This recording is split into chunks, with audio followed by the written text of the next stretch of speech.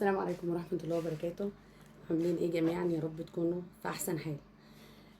موقف بيحصل مع مدرسين كتير، مش عارفة مقصوده، ولكن بيحصل معانا كلنا.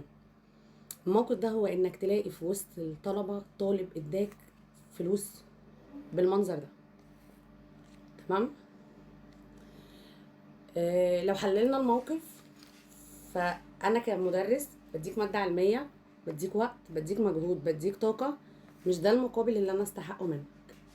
انك لو قاصد ده، فانت كده مستخسر فيا الفلوس. انت كده مديني الفلوس وانت مش عايز تديها، فما كنتش جيت.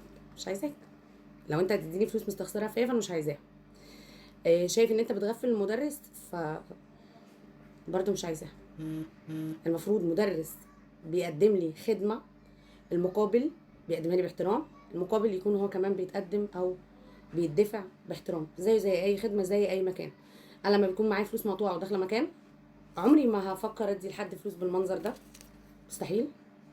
ولو مقطوع منها حته او حاجه، او مقطوعه ومتخيطه ومتلزقه، خش على الراجل بمنتهى الصراحه بقول له انا معايا دي، تنفع معاك ولا مش تنفع معاك؟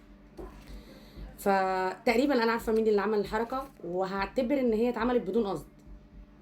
هو حد في البنات اللي خرجوا في الاخر. ارجو من البنت، انا عارفه ان انتوا امنا، وعارفه ان انتوا ناس عندكم امانه، حتى لو اتعملت بقصد او بغير قصد انا مسامحه جدا، بس رافضه الموقف. هتمنى البنت تبعت لي رساله وتقول لي يا ميس دي بتاعتي وتغيرها. ماشي. شكرا لكم.